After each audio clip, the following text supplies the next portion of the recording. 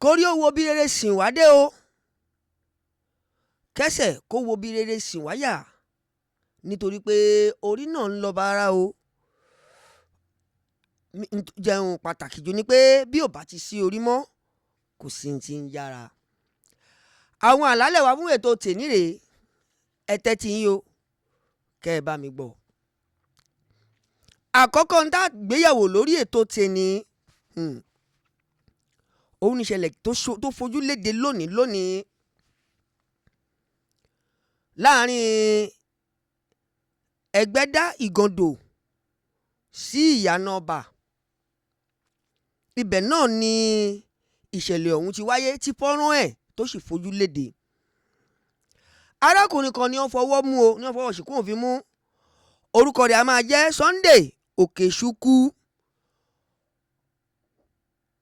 Ó fi yé wọn wípé ọmọ ìpínlẹ̀ Enugu lòun. Nínú ìfọ̀rọ̀wánilẹ́nuwò yìí tí wọ́n ṣe fún un lẹ́yìn tí ọwọ́ ṣìkún òfin bà tán lórí ìwà ìbàjẹ́ èyí tí wọ́n fi ẹ̀sùn ẹ̀ kàn òun àti àwọn akẹgbẹ́ ẹ̀ tó dàbẹ́ ní pé bóyá kí wọ́n ó sì máa jẹ kí wọ́n ó máa mu torí pé àwọ̀ tiwọn ó sì ń bẹ nínú àká. Á farabalẹ̀ wò, á farabalẹ̀ gbọ́ kí lohun tó ṣẹlẹ̀ ń bẹ gangan. Bá a bá wá kúrò lórí yẹn, mo tẹ̀síwájú, ó dìpínlẹ̀ Delta o. Ohun tó ṣẹlẹ̀ nípínlẹ̀ Delta rèé, ẹ jọ̀ọ́ ẹ farabalẹ̀ kẹ́ bá mi gbọ́. Ọmọdékùnrin kan lẹ́ni tí wọ́n sọ wípé ó ti wà pẹ̀lú iléeṣẹ́ onímọ́tò akérò ńlá gbọ̀gbọ̀rọ̀. Ṣé mọ̀ pé bí ẹ bá ń lọ sílẹ̀ Ìgbò, àwọn mọ́tò kékeré wà tẹ́ ẹ lè bá lọ, ìyẹn tó jẹ́ bọ́ọ̀sì akérò. Àmọ́ ọ̀pọ̀lọpọ̀ gbà lẹ́ máa rí àwọn ọkọ̀ gbọ̀gbọ̀rọ̀ o tó jẹ́ pé ó lè gba bíi ẹgbẹ̀rún àbí ó súnmọ́ ẹgbẹ̀rún kan díẹ̀ àbó ó lé ní ẹ̀ẹ́dẹ́gbẹ̀ta bíi 500 plus nírú àwọn mọ́tò yìí máa ń gbé. Tó arákùnrin yìí náà ni wọ́n jẹ́ kó yé wa wípé ó ti wà pẹ̀lú iléeṣẹ́ yìí o tó jẹ́ ti Yong Shall Grow, tá a dẹ̀ mọ̀ sí oníṣẹ́ tí wọ́n máa ń tún ọkọ̀ kún ọkọ̀ tí ó bá dàbẹ́ ní pé bóyá wọ́n ṣe ìforígbárí tá a mọ̀ sí àwọn panel bítà. Ó lóun ti bá wọn ṣẹ́yìn fún ọdún 8 gbáko, àmọ́ léyìí tó jẹ́ wípé nígbẹ̀yìngbẹ́yìn wọn ò dá òun dúró, wọ́n fóun níyọ̀ǹda kó wọn lọ dá tara òun sílẹ̀. Àmọ́ ṣé tá a bá kọ́ ṣe bá fẹ́ fi wówó ni, àmọ́ kọ̀rọ̀ kọ́mọkùnrin yìí fi wówó. Ẹja àjọ wò kájọ gbọ́ o, ìgbésẹ̀ míì ló gbé o. Irú ìgbésẹ̀ wo ló gbé? Báwo ló ṣe gbé? Ibo wá gan-an ni ìgbésẹ̀ ọ̀hún, ibo ló já sí? Lórí ètò tèmi iná láti gbọ́, láti ti mọ̀, lájọ fojú wa wò ohun tó ṣẹlẹ̀ ńbẹ̀. Bí mo bá wá kúrò ńbẹ̀, ìlú Èkó mo padà sí. Fọ́nrán kan ló fojú léde tó pe àkíyèsí gbogbo ẹ̀yin tí ẹ jẹ́ olùgbé káàkiri àwọn ibi tí a mọ̀ sí estate, tó yẹ pé bí báwọn èèyàn ti ẹ̀ wà nínú ilé, gbogbo àwọn àdúgbò yìí ṣe ni wọ́n máa ń pa lọ́lọ́, ọwọ́ apá ẹsẹ̀ apá. Àmọ́ ohun tó ṣẹlẹ̀ nínú fọ́nrán yìí mo fẹ́ kẹ́ ẹ fojú ara yín rí, kẹ́yìn náà wò ó wípé ṣó pe àkíyèsí àbí ò pe àkíyèsí. Ọ̀pọ̀lọpọ̀ gbà làwọn èèyàn máa fi nǹkan síbi tó jẹ́ pé bíi z wọn ò ti lọ bá. Bẹ́ẹ̀ kẹ́ ọ̀pọ̀lọpọ̀ gbà wọ́n fowó iyebíye ṣe nǹkan tó jẹ́ pé àṣẹ̀yìnwá àṣẹ̀yìnbọ̀ ẹ̀ bí nǹkan òun ó ṣe pòórá kì máa ń yé wọn. Ọ̀kan rèé tí mo fẹ́ kájọ fojú wa wò, kí lohun tó ṣẹlẹ̀ ń bẹ̀, kí lè ròyìn àfisùn yín, bẹ́ẹ̀ bá lè jẹ́ ká gbọ́, bẹ́ẹ̀ bá lè já mọ̀ sí ìbádùn tó ìyẹn lórí ètò tèmi. Tó eléyìí tó tún dà bẹ́ẹ̀, ẹ bá mi farabalẹ̀ wo fọ́nrán yìí ni o. Ẹ dẹ̀ bá mi farabalẹ̀ gbọ́ àwọn àlàyé èyí tí wọ́n ṣe ń bẹ̀, nítorí pé bí wọ́n bá ń sọ pé ikú pa ni obìnrin, ikú pa ni obìnrin, kí làwọn àgbárí gan kí wọ́n tó sọ pé ikú pa ni obìnrin? Àti pé obìnrin tó ń ṣe èyí tó ń ṣọ̀hún ṣògbáṣògbá, wọ́n ní bí ò bá para ẹ̀ yóò pọkọ. Ọ̀rọ̀ ọ̀hún ó fẹ́ jọ bẹ́ẹ̀ o, àbí bẹ́ẹ̀ lórí? Mo fẹ́ kájọ wò ó, kájọ fi ti ara wa gbọ́ àwọn àlàyé yìí tí wọ́n ṣe ń bẹ̀. nítorí pé ọjọ́ ọbú ni wọ́n ní kò lẹ́dà o. Kédùmàrè ó máa kó wa yọ lọ́wọ́ àwọn tí wọ́n bá fẹ́ fi ṣùtá àti jàǹbá tí wọ́n bá fẹ́ fi ṣe wá ni. Gbogbo àwọn àṣàjọ àkòrí yìí náà la kó jọ sórí ètò tèní, tá ó jọ farabalẹ̀ gbọ́, tá ó jọ farabalẹ̀ wò láti bẹ̀rẹ̀ títí tó fi dópin. Àmọ́ ẹ má gbàgbé, ẹ bá mi ṣíà ẹ̀ kí wọ́n gbọ́ wa lákè gbọ́ wa lóko ni o, káwọn tó àrùn àgàdo wa máa bọ́, kí wọ́n lè bomi ọgbọ́n mu ni, nítorí pé ètò ọgbọ́n rèé níbi náà ọ̀nẹ́jà jọ máa fúnra wa lómi ọgbọ́n mu.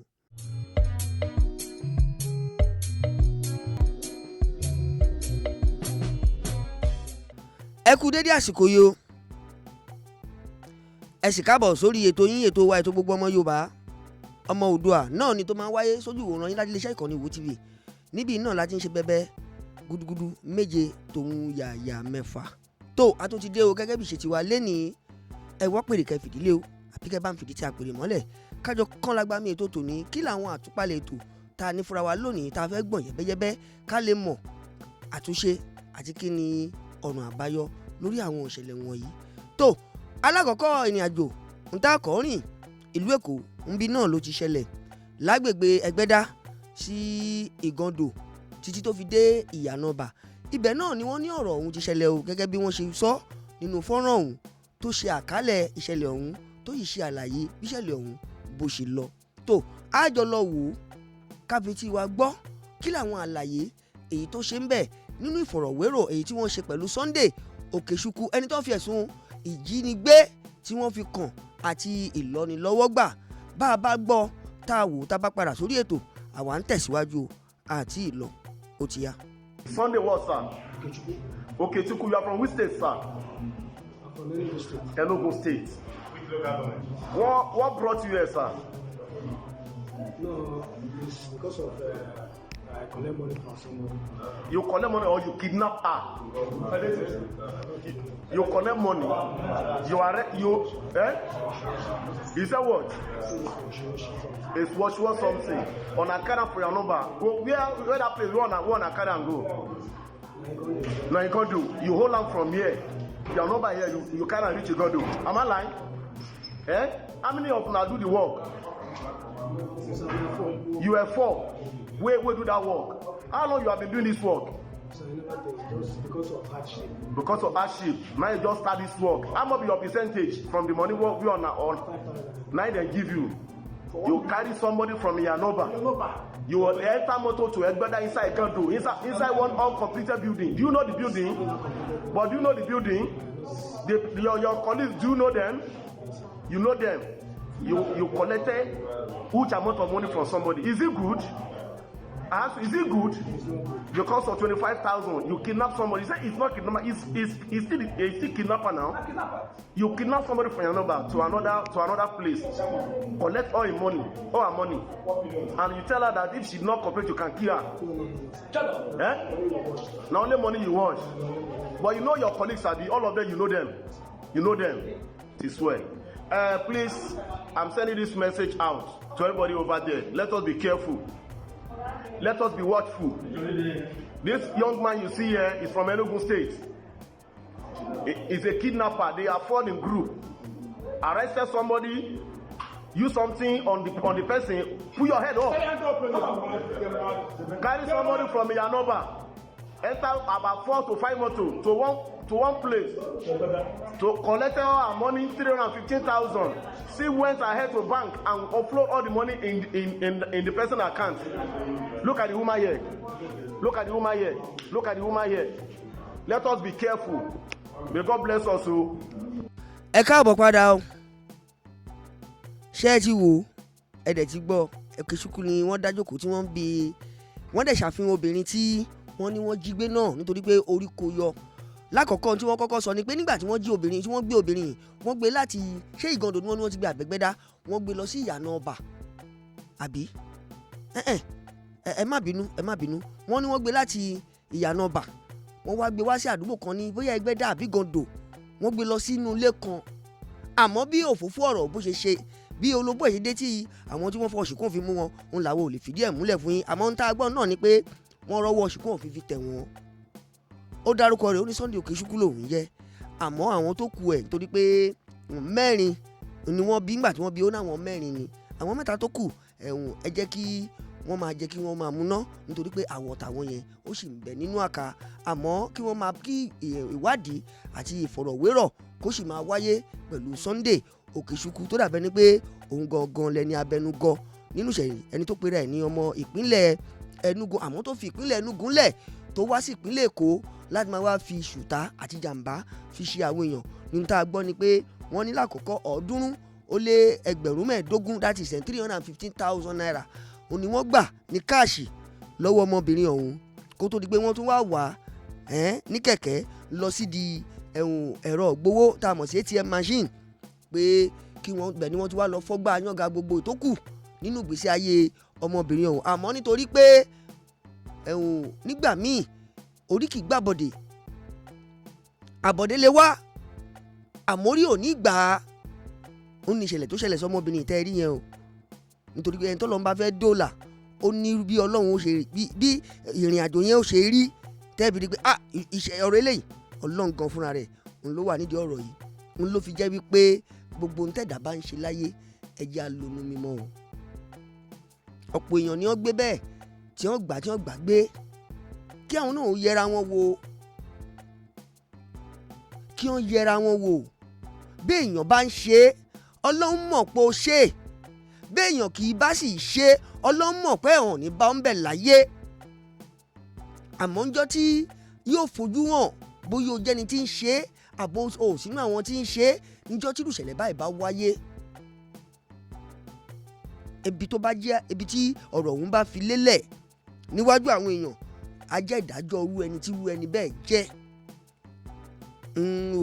Yorùbá tí mo lò mo rò pé ó yé yín nítorí pé orí ẹni ní gbé ní kàláwo orí kórí wa kó máa ṣègbè lẹ́yìn wa kó má padà lẹ́yìn wa ẹ máa bá mi pín kí wọ́n gbọ́ lágé kí wọ́n gbọ́ lóko káwọn tó àlọ́gbọ́n gánà wàá máa bọ́ kí wọ́n bomi ọgbọ́n mú nítorí pé ètò ọgbọ́n rèé níbi ńlá tíjọ́ ń fúnra wa lómi ọgbọ́n mú o tó ẹ̀yin o bí Ọlọ́run ọba kan ká má pẹ́ lórí mi kéṣekéṣe ọmọ bàbá wa ń bẹ̀ ìpínlẹ̀ Delta mo tọ̀ sí báyìí n ó sọ lórí rébété fún yín ni o ẹ̀kúnrẹ́rẹ́ àlàyé ó ń bẹ lẹ́nu ẹni tó jẹ́ agbẹnusọ àwọn ọlọ́pàá ti ìpínlẹ̀ Delta ìyẹn alàgbà Bright Edafe àti àwọn márùn-ún ọ̀hún ẹni tí afẹ̀sùn kàn gẹ́gẹ́ bí olùṣáájú àti àwọn tó fi ọ̀rọ̀ lọ̀ gẹ́gẹ́ bí ìsọ̀ǹgbè pé kí wọ́n jọ pawọ́pọ̀ kí wọ́n jọ rẹ́yìn mọ́tò ọ̀hún ṣé wọ́n rẹ́yìn mọ́tò ọ̀hún àbí wọn ò rẹ́yìn ẹ̀ ìrìn àjò wo ni wọ́n rìn ibo ni wọ́n bá dé ẹjẹ́ àjọ lọ ìpínlẹ̀ Delta o kájọ lọ gbọ́ awuyewuye ọ̀rọ̀ ọ̀hún lẹ́nu àwọn tí ọ̀rọ̀ ọ̀hún kàn àtàwọn tí wọ́n fẹ̀sùn kàn bá a bá lọ tá a bá padà sórí ètò ńkọ́ ká tẹ̀síwájú nítorí pé a wà ń bí fún ìgbádùn àtayọ̀ yín ni ó ti yá. Yong Shall Grow. What did these guys do? One of them worked with Yong Shall Grow in the past as a panel beater, and according to him, by the time he finished and gained his freedom, Yong Shall Grow did not retain him, hence he left. He now said he has been monitoring where they park their vehicle in Abia State, and he knows of the fact that they don't usually lock their doors and they always leave the key at the ignition of the vehicle. Hence, he contacted the driver and told the driver what to do, how to move the vehicle to Warri in Delta State, where they contacted some scrap dealers who were supposed to buy the vehicle and butcher it and sell it in parts. However, just 2 weeks ago, the DPO Ekpan, in his usual proactive way of policing, summoned these scrap dealers and warned them that on no account should they buy any vehicle without the proper document. Hence, if they are caught getting involved in stolen vehicles, especially the one snatched at gunpoint or vehicle moved from where park, they will be made to face the law. When they got there, that was what prompted those scrap dealers to insist on receipt and vehicle particulars of the said vehicle. To cut the long story short, they were caught due to our intelligence gathering and the information we got, where they were moving into a bush in a certain location where they would have been able to butcher this vehicle without anybody knowing. They were intercepted and we arrested 5 of them. We'll be interviewing them now so that members of the public too can hear from them.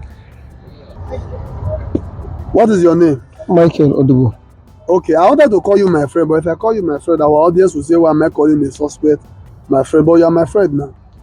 Sure, we don't talk now, we don't be friends. Thanks. Okay, you are Michael, you are from where? Bayelsa State. Bayelsa State. st3aling. Okay, st3aling. Just tell the public what you told me earlier on, why you are here. Just tell us why you are here. Okay, why I'm here is because of this vehicle. Okay, what happened to the vehicle? As last week when I went to Aba to buy market, so I now saw this vehicle already before I called this driver that there's a vehicle here. Let us look if we can get to Warri. Like I told you, I am managing my time. Don't give me no long story. Okay, I'm listening. So I just called him. He now drove the motor out and come. You drive the motor. The motor. He came to drive the motor as your motor abi as waiting. No, because we plan to go and sell it. Okay, this motor belongs to which company? Yong Shall Grow. Yong Shall Grow. How did you know Yong Shall Grow? Have you worked with them before? Worked with them. How many years?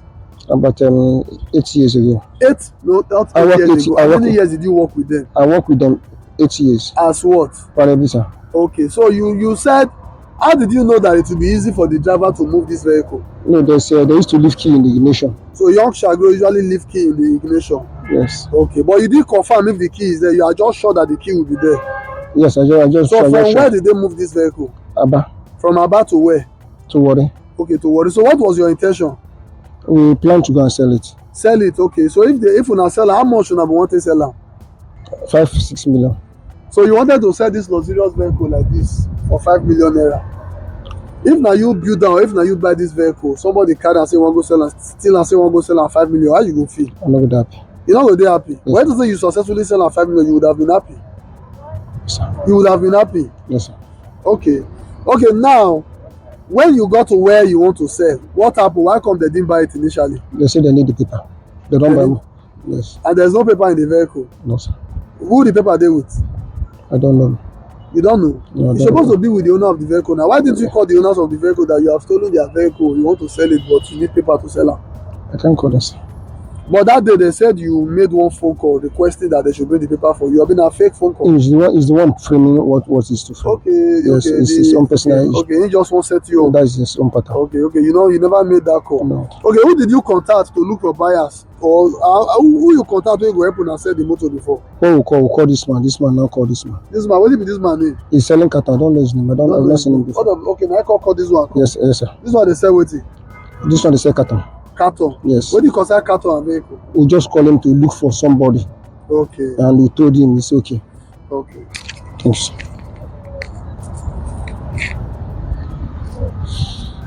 Okay. What I want members of the public to know is that there is no gain. There is no gain in criminality. That is just the truth. At one point or the other, you will get caught. Avoid cheap means of getting money.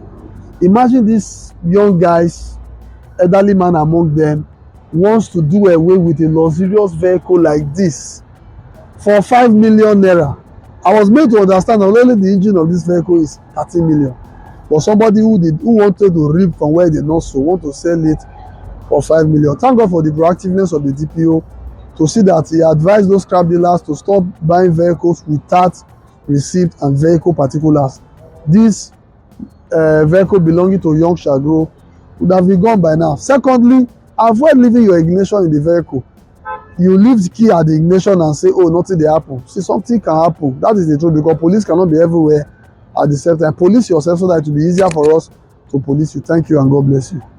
Ẹ káàbọ̀ padà o. Ṣé iná ti wò ó? Mọ́tò tá à ń sọ nìyẹn o. Ẹ wo oru mọ́tò yìí ńgbà tí mo gbọ́ iye tí wọ́n ní ẹ́ńjìn yẹn gan bóyá ńgbà yẹn àbí ká sọ pé bí oṣù díẹ̀ sẹ́yìn ni wọ́n ó lè jẹ́ iye tí wọ́n pè yẹn nítorí pé ẹ gbọ́ iye tí wọ́n pè o. Nígbà tí wọ́n fẹ́ ta mọ́tò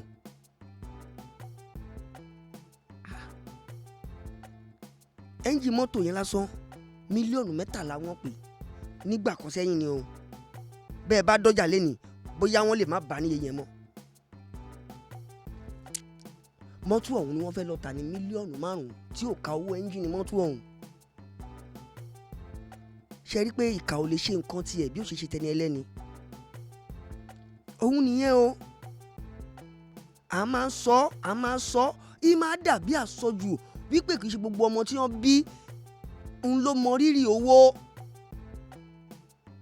ṣé gbogbo ọmọ tí wọ́n foyún ẹ̀ ṣiṣẹ́ ń lọ́n ṣiṣẹ́ apá wọn rí débi tí wọ́n délé ní àbí dà nǹkan tí wọ́n dà lénìí. Bẹ́ẹ̀ kẹ̀ iṣẹ́ ni bàbá ṣe, iṣẹ́ nìyá ṣe.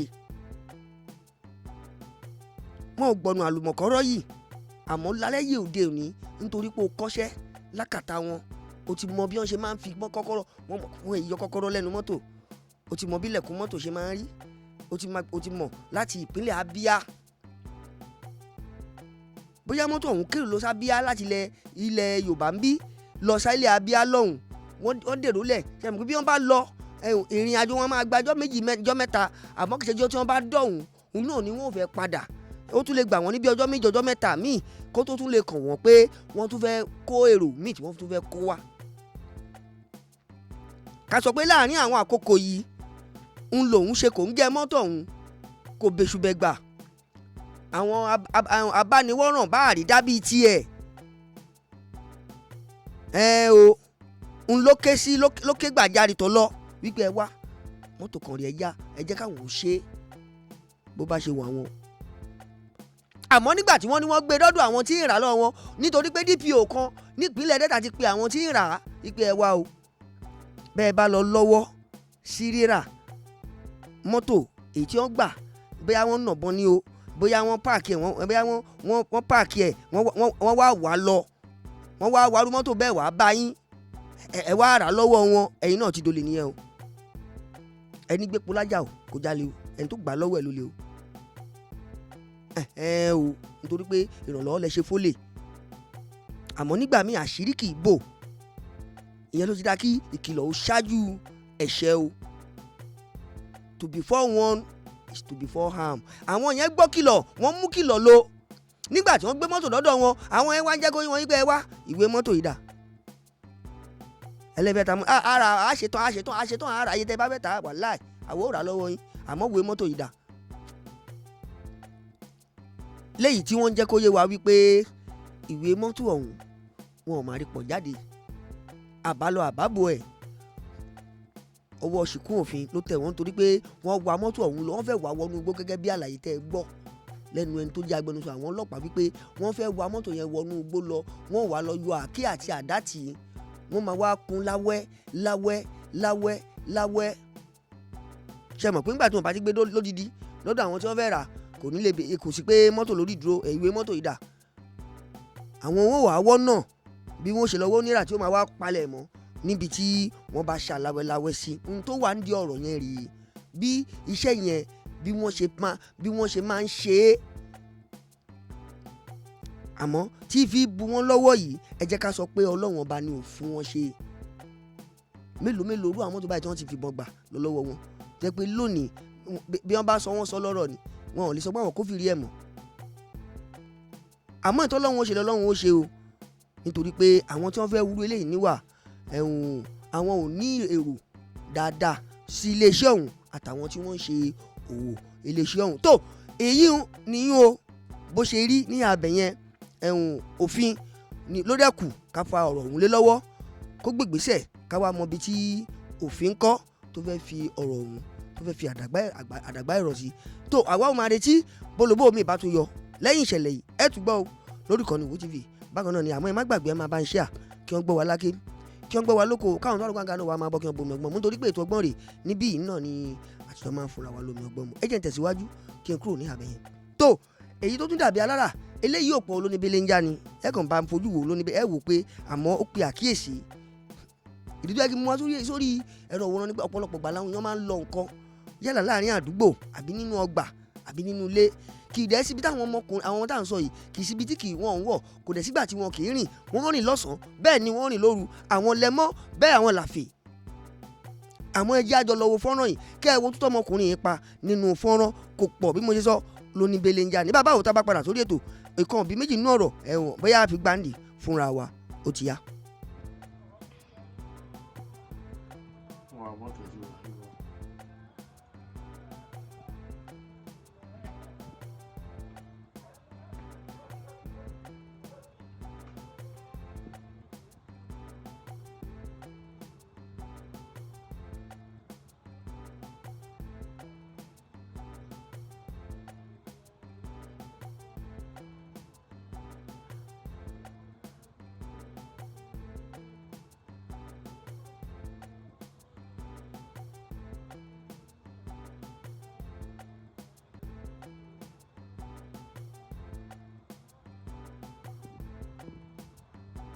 tó ẹ káàbọ̀ padà ṣé ẹ ti wò ẹ̀yin náà ẹ wo style ẹ wo tactics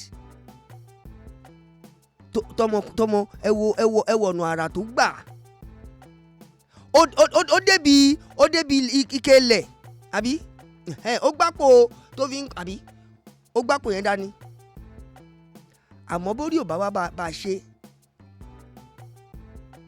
tó ń lọ tó ṣe kò ń gé àwọn èèyàn lọ́nà tí wọ́n wò pé níbo ló ti ń bọ̀ arákùnrin tó ní ó yá gbé ẹrù ọlọ́wọ́ ẹ̀yà tù ú tí wọ́n bá kíní yẹn bẹ̀ bọ́lọ́hún ṣe máa ń ṣe nìyẹn o àmọ́ èyí tó ṣẹlẹ̀ yìí àti ìgbọ́pọ̀ ṣẹlẹ̀ bẹ́ẹ̀ ohun tá a kàn fojú rí ni pé ọmọkùnrin yẹn ó nàgà mọ́ yín tá a lè pè ní iná àdúgbò táwọn àwọn olówó kan máa ń ṣe síwájú ilé bíi security bíi iná ìdáàbòbò pé kí àwọn èèyàn oníṣẹ́ òkùnkùn kí wọ́n má lè ríbi sá sí láti ṣiṣẹ́ ibi ọwọ́ wọn láwọn agbègbè àbí níwájú ilé ọ̀dọ́ wọn iná yìí gangan ńlọmọkùnrin yìí léwá tó wá yọ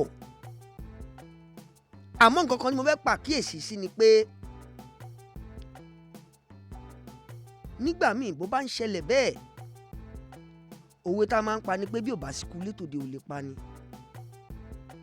kò rí bẹ́ẹ̀ mọ́ láyé ìgbà kan nìyẹn o àmọ́ láyé ìsìn ikú ilé wà ikú ilé ò sí kò ní kí tòde ó má wà ní wálé nítorí pé gbogbo ọ̀nà làwọn èèyàn fi ń wá ọ̀nà àti là àti lu ẹlòmíì nǹkan ò ṣe é ó ń de bandage mọ́ra ó ń de mára ó ń de mẹ́sẹ̀ ó fi ń pa àwọn èèyàn jẹ àwọn míì wà wọ́n lọ rẹ́ǹtì kí náà ń pè wíṣíà ẹ bá rí wọn arọ lẹ́pẹ̀ wọ́n ti gba gbogbo owó èkó tán ọ̀pọ̀ nu wọn lẹ́ẹ̀ máa gbọ́ pé láńlọ́ọ̀dù ní o iléeṣẹ́ báyìí òun ló ní o àmọ́ bẹ́ẹ̀ bá máa bá orí wíṣà lẹ́ẹ̀tì bá tó máa tọrọ bára wọn ò wá ní dúró lágbègbè ibi tí wọ́n ti mọ̀ wọ́n rìn jìnnà rẹ́gbẹ́rẹ́gbẹ́ sáwọn àdúgbò tí wọ́n ti mọ̀ wọ́n ni àmọ́ tó máa ń kóru tó máa ń ṣòfófó wọn ni pé báwọn tí ó bá mọ̀ wọ́n bá lọ sáwọn àdúgbò níbi tí wọ́n ti mọ̀ wọ́n yìí àṣírí atú nítorí pé àwọn èèyàn mọ̀ pé lágbájáre mo mọ̀ irọ́ o chairman company báyìí mà ní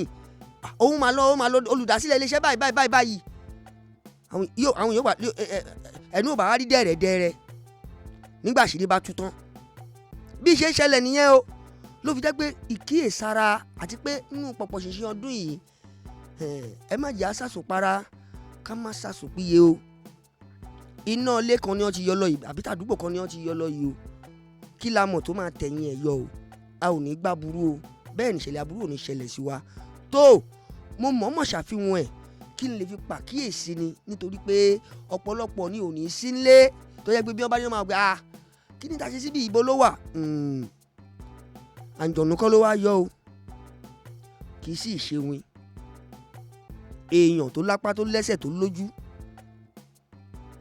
àwọn ni wọ́n débẹ̀ tí wọ́n fà á tu àmọ́ kí lè ronú wọn táwọn ò ní mo fi ló jẹ́ kí n fi pàkíyèsí wípé ẹ má ṣàṣùpìyè bẹ́ẹ̀ ẹ má ṣàṣùpara tó ẹ ṣí ẹ kí wọ́n gbọ́ lágé kí wọ́n gbọ́ lóko káwọn tó àrògùn àga náà máa bọ̀ o kájọ bomi ọgbọ́n mú ń bẹ̀ ètò ọgbọ́n rèé níbi náà ọ̀nà ìjájọ máa fúnra wọn lómi mu tó èyí tó jẹ́ pápá ń bá rí ẹ̀ rí o àmọ́ eléyìí ṣókí ń lọ̀rọ̀ tẹ́ gbọ́ lẹ́nu tèmi nítorí pé àwọn tí wọ́n ní ìṣẹ̀lẹ̀ ọ̀hún wọ́n ṣàlàyé láti bẹ̀rẹ̀ bó ṣe dópin nítorí pé ìyàwó ni wọ́n fẹ̀sùn kàn wípé ó ṣekú pọ́kọ ẹ̀ léyìí tí ìyàwó dẹ̀ gbé láti ilé ẹjọ́ kìíní ó gbé lọ sí ilé ẹjọ́ kò tẹ́mi lọ́rùn nítorí pé high court ni wọ́n kọ́kọ́ gbọ́rọ̀ ọ̀hún gbà gẹ́gẹ́ bí n ta gbọ́ àmọ́ high court ó dá lẹ́bi tí wọ́n dẹ̀ ní kí wọ́n lọ yẹgi fún un àtòun àtẹni tí wọ́n jọ sọ pé ìṣẹ̀lẹ̀ ọ̀hún ó jọ ṣe mọ́ wọn lórí àmọ́ láì nínú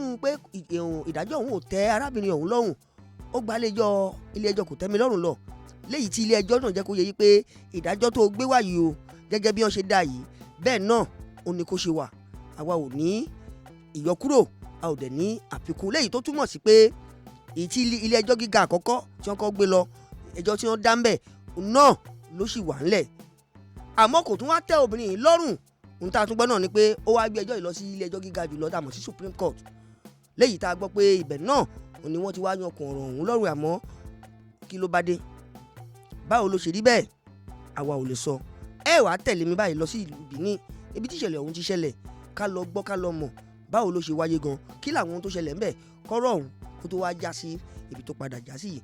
Bá a bá lọ tá a bá dé àwọ̀ ìtì lọ mo sì wà lórí ètò pẹ̀lú yín ó ti yá ẹ̀jẹ̀ lọ. So this woman connived with their family pastor to kill her husband in order to prevent him from discovering a very dirty secret that would not only bring shame to her, but would also destroy their marriage. It all began when Mrs. Enobong Victor Isonguyu informed her husband, Engineer Victor Gabriel Isonguyu, that she was pregnant. Now, this was the kind of news that would throw a lot of couples into a mood of celebration, but this was not the case with Mr. Victor. Mr. Victor Isonguyu was the deputy manager in the engineering department of Nigeria Petroleum Development Company, NPDC, Benin, Edo State, Nigeria. The couple had been married for about 18 years and had 3 children between them, all of whom were said to be boys. From the look of things, it seems Mr. Victor was frequently away from home, probably for work reasons. As such, the news came as a huge surprise to him, and it didn't make any sense for his wife to become pregnant while he was away. This made Mr. Victor question the paternity of the unborn child, thereby accusing his wife of engaging in extramarital affairs. This accusation created a rift between the couple, and they lost the harmony that used to exist in their matrimonial home. Mr. Victor took his suspicion very seriously, so seriously that he reported the matter to his family as well as his in-laws. Mr. Victor insisted that he was not the father of the child his wife was currently pregnant with. The two families involved tried their best to resolve the issue, but there was really nothing much they could do at their end to convince Mr. Victor that there was no way his wife of 18 years would impose another man's pregnancy on him. The family then came to the conclusion that after Mrs. Enobong had given birth to the child, they would conduct a DNA test to confirm who the true father of the child was. This may have seemed like a perfect solution to the situation at hand, but unknown to them, their suggestion of a DNA test had awoken some darkness in Mrs. Enobong, and this darkness would kickstart a chain of events that would not only leave the entire family in a state of shock, but would also leave them with long-lasting pains. Some days after this meeting, Mr. Victor's dead body was found inside his private car along Sapele Road, Benin, and had been burnt beyond recognition. This horrific discovery was made on the 29th of November, 2013. The police were informed, and they headed to the scene to carry out their preliminary investigations. The officers noticed that the deceased man had been stabbed in the chest before the fire. They were also able to establish the identity of the deceased to be Mr. Victor Isonguyu. The police took Mrs. Enobong into custody as they began their investigation into uncovering the circumstances surrounding the tragic death of her husband. During their investigation, the police found out that Mrs. Enobong had filed a missing persons report on behalf of her husband just a day before he was found inside his burnt car. They also discovered that she had allegedly gone to her husband's office to inform them that her husband was missing. Mrs. Enobong was said to have also gone to the bank to withdraw the sum of 4 million naira from their joint bank account. The police also discovered that Mr. Victor's official car was missing. They traced the missing car to a compound where they discovered that the original vehicle registration plate number had been taken off and then replaced with a fake one. They would also later establish that the name on the official car documents had been changed to an entirely different one. The police arrested a tenant in the compound for questioning. Upon interrogation, the tenant informed them that the discovered car was parked by a fellow tenant who was a pastor. The police then tracked and arrested Pastor Udoka Okachuku for questioning. At the station, Pastor Udoka told the police that the said car was given to him by one of his daughters in church as a seed. The detectives then ordered him to take them to the said daughter. To their greatest surprise, the church daughter in question was Mrs. Enobong Isonguyu. Before the police began their investigations, Mrs. Enobong was said to have denied any involvement in her husband's death. However, after the pastor was arrested, she would go on to disclose details that would earn her a death sentence. Mrs. Enobong began to explain to the police how the car ended up in the pastor's possession. She told the police that when she noticed her husband was missing, she took her husband's new car to the pastor to sow as a seed in his church so that her husband would be found. She claimed she told the pastor to take the car to the church and that she didn't know he went on to change the plate numbers as well as the name on the car documents. Mrs. Enobong claimed she had asked the pastor to pray harder because she loved her husband and didn't want anything bad to happen to him. I guess at this point, the family had told the police about her pregnancy and how the late husband had denied being responsible for it. When the police asked Mrs. Enobong if she was having an extramarital affair with the pastor, she said, God forbid, and denied ever having an affair with Pastor Udoka. She went on to shed light on their relationship. According to her, Pastor Udoka was a close and trusted family friend. She claimed they would give him clothes to go and share in the orphanage. She also said they trusted him so much that they would give him their ATM card so that he could withdraw the necessary funds needed to take care of their poultry whenever she travels with her husband. Mrs. Enobong also denied having any quarrel with her late husband. She claimed that she only got to find out about her husband's death at the police station. Udoka Akachukwu was a pastor at the Land of Evidence Church, which was located along Airport Road, Benin City. In his confession, Udoka told the police that he had been the family pastor for years and that sometimes he would assist the couple in picking up their children from school. Udoka told the police that Mrs. Enobong called him on that fateful day and said to him that she wanted to give him a car to sow a seed in his church. He claimed that when Mrs. Enobong brought the car, he asked her why she would bring it to him in the middle of the crisis, and that she replied her husband was worth more than any material thing. He also told the detectives that he changed the plate numbers because any gift given to pastors had to be changed in that manner so that he could drive it. The police noticed that Pastor Udoka had burns on his hand. When asked how he sustained the injuries, Udoka claimed that hot water spilled on him while trying to make tea. The police were not convinced by their confessions, so they decided to investigate further. They made a breakthrough, and Pastor Udoka finally confessed to killing Mr. Victor Isonguyo. It turned out that after Mr. Victor accused his wife of infidelity and also made the decision to conduct a DNA test after the birth of the child, Mrs. Enobong, out of fear of being found out, decided to make sure that the truth never came to light. It was reported that she told Pastor Udoka to wait at the road her husband usually passes through to work, and that when he sees him, he should ask for a ride.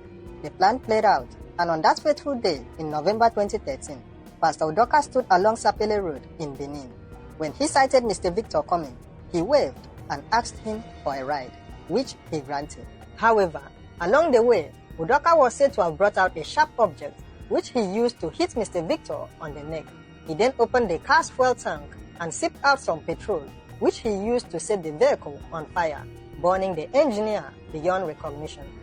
Udoka confessed to the police that the injuries he sustained on his hands were not due to tea, as he had earlier stated. Rather, he got burnt while setting the car ablaze. The police arrested the mechanic who assisted him in changing the plate numbers on the deceased's car. They also arrested a business center operator who assisted in forging the car documents. All 4 suspects were arraigned before the Edo State High Court. Mrs. Enobong gave birth to a 4th child while in prison in Benin. A DNA test was conducted as earlier planned, and the results came back to prove that Pastor Udoka was indeed the real father of the child. In May 2019, Mrs. Enobong and Pastor Udoka were sentenced to death by hanging. The 2 other accomplices were sentenced to 2 years imprisonment with an option of a fine. Mrs. Enobong, who was not satisfied with the verdict, proceeded to the Court of Appeal to have her verdict and sentence reversed. However, in March 2020, the court dismissed her appeal and upheld the judgment given by the High Court. Still unsatisfied by this outcome, Mrs. Enobong proceeded to the Supreme Court, where she was acquitted of all charges and then set free in May 2022. She was convicted at the High Court. We will raise the issue that this woman is innocent. The court refused for this to us. And Speaker said, no way, she's innocent. That she's not responsible for the death of her husband. That judgment is a seminar. Can you use the confession of a co-accused to convict another person? No! Today, she's standing here with us as a free woman. We're very happy, we're very excited. I bless God for this day, for this is the day that the Lord has made, and I will ever live to praise Him. I went in there as nobody, but I'm standing here as an ambassador of Christ. In another twist of events, Pastor Udoka was said to have escaped from prison during the NSAS protest that took place in 2020. At the time this video was made, there was no report that he was ever rearrested. This was a very tragic case. Let me know what you think about this case in the comments below. Don't forget to like, share and subscribe to this channel for more true crime stories. Thank you for watching and stay safe. tó ẹ káàbọ̀ o ẹ jẹ́ kí aláròyé pé oko àtótónu nítorí pé àwọn gangan ni wọ́n jẹ́ kí àtèmi àtẹ̀yìn ká mọ ibi tí ọ̀rọ̀ ọ̀hún ibi tó fi ojú kò gangan ní ọ̀gangan tó àti gbọ́ báyìí o bó ṣe ṣẹlẹ̀ rí àwa ò sí ń bẹ̀ àmọ́ bọ́n ló ṣe ṣẹlẹ̀ òun la gbọ́ yìí ní báyìí ọkọ ti rè wálé àṣà látara pé gẹ́gẹ́ bí tí wọ́n ní àwọn ẹbí tí wọ́n gbé kalẹ̀ bí ìdájọ́ tí wọ́n wí pé ká lè mọ̀ ta gọ́gọ́ gẹ́gẹ́ bí ẹ̀sùn tọ́kọ́ fi kànyàwó wípé òun ò sí nílé o ní gbogbo ìgbà tí ọ̀rọ̀ oyún ò wáyé àmọ́ nígbà tóun dé ó sọ fún òun pé òun lóyún lòun ṣe jẹ́ kó mọ̀ pé kì í ṣe òun ò ní bàbá oyún tó wà nínú ẹ̀ kọ́rọ̀ òun tó wá dé tí àwọn ẹbí kìíní àtẹ̀bí kejì o tí wọ́n jọ jẹ́ ẹbí ọkọ láyà àmọ́ nínú ìpàdé wọn wọ́n fẹnu kò àtòrí pé bímọ yìí náà bó o bá bí a wà á ṣe àyẹ̀wò ìtọ́jú àyẹ̀wò ẹ̀jẹ̀ láàrin bàbá sọmọ ká lè mọ̀ dájú ẹni tá a kọjú ọmọ òun sí pé ó yá ìwọ ń bàbá ọmọ yìí. àmọ́ láàrin àkókò yìí sígbà díẹ̀ ohun tí wọ́n gbọ́ náà ni pé ọkọ dolóògbé àsìmbẹ́ àmọ́ wọ́n ní wọ́n fẹ̀sùn ẹ̀kan ẹnìkan tí wọ́n pè ní pásítọ̀ tí wọ́n dẹ̀ tún pè ní ọ̀rẹ́ tímọ́tímọ́ ẹbí bíi family friend gẹ́gẹ́ bí àwọn àlàyé èyí tẹ́ gbọ́. tó ó délẹ̀ ó dẹnu ọ̀rọ̀ lẹ́gbọ́ yìí ìyàwó ti gbé ọ̀rọ̀ láti ibi ìga kìíní ó gbé dé ìga kẹta o níbi tí a ti gbọ́ wípé wọ́n tún kún ọ̀rọ̀ ọ̀hún lọ́rùn ìyàwó ọ̀hún gẹ́gẹ́ bí ti ẹni tó jẹ́ agbẹnusọ ẹ̀ náà tí wọ́n jọ dúró ní ìfẹ̀gbẹ́kẹ̀gbẹ́ tóun náà ṣe lálàyé pé arábìnrin yìí ò mọ nǹkan kan nípa ikú ọkọ ẹ̀ àmọ́ èmi a máa sọ pé ẹ̀san èyí táwọn olóyìnbó ń pè ní law of karma ẹ̀san ni àwa èlé sọ o àdẹ̀ tí ì mọ̀ ó ṣeé ṣe kọ́rọ̀ tún gba bòmíì yọ lórí ìṣẹ̀lẹ̀ tá a mú wáyé ni bó bá rí bẹ́ẹ̀ ẹ̀ tún padà rí wa o lórí ìkànnì Wo TV a tún mú wá fún yín àdéhùn wa ni pé a ò ní jẹ́ kí tí yín ó di bẹ́ẹ̀ náà la ò ní fi jújú ẹ̀bùn yín lójú gbogbo tó bá yẹ kẹ́ ẹ gbọ́ kẹ́ ẹ gbọ́ sí gbogbo tó bá yẹ kẹ́ ẹ mọ̀ lẹ́mọ̀ sí gbogbo tó bá yẹ kẹ́ ẹ rí nílẹ̀ fojú yín rí lórí kedere tó ibi àdìmọ́ lórí ètò tèmi rèé.